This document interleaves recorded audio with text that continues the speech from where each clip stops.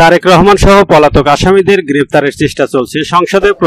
প্রধানমন্ত্রী শেখ হাসিনা বলেছেন 21 August grenade হামলা মামলার বিচারে 49 জন আসামির সাজা হয়। তারেক রহমান ওরফে তারেক জিয়া সহ সাজাপ্রাপ্ত 15 জন আসামি বর্তমানে পলাতক। বিদেশে পলাতক আসামি মাওলানা তাজউদ্দিন, হারিস চৌধুরী ও রাতুল আহমেদ বাবু ওরফে রাতুল বাবুর বিরুদ্ধে ইন্টারপোলের রেড নোটিশ জারি করা আছে। পলাতক আসামিদের গ্রেপ্তারের চেষ্টা অব্যাহত রয়েছে। আজ বুধবার জাতীয় সংসদে সংরক্ষিত নারী আসনের সদস্য ফরিদে ইয়াসমিনের প্রশ্নের জবাবে প্রধানমন্ত্রী শেখ হাসিনা এ তথ্য জানান।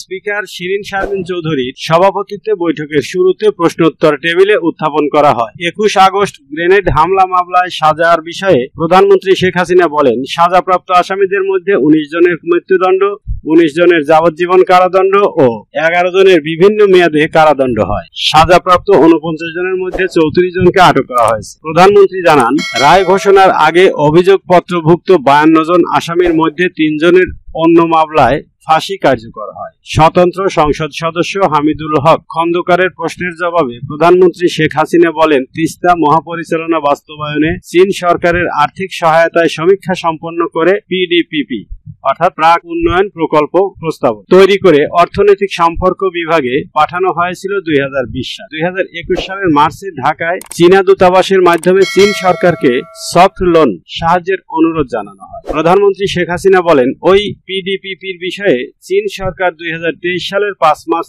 একটি মূল্যায়ন প্রতিবেদন ইআরডিতে পাঠায়। ওই প্রতিবেদনে বড় আকারের ভূমি উন্নয়ন এবং নৌ চলাচল ব্যবস্থার উন্নয়নের বিষয়ে অধিকতর বিশ্লেষণ না থাকা এবং বড় আকারের বিনিয়োগের বিষয়ে উল্লেখ করা হয়। চীন সরকার প্রকল্পটি পর্যায়ভিত্তিক বাস্তবায়নের জন্য আরো বিশদ সমীক্ষার বিষয়ে পরামর্শ দেন। পাওয়ার চায়না কর্তৃপক্ষ চীন সরকারের নির্দেশনা মোতাবেক গত বছরের 27 আগস্ট সম্ভাব্যতা সমীক্ষা প্রতিবেদন ও সংশোধনের প্রস্তাবনা বাংলাদেশ পানি উন্নয়ন বোর্ডে প্রেরণ করেছেন। এই প্রেক্ষিতে পরবর্তী কার্যক্রম বাস্তবায়ন করা হচ্ছে।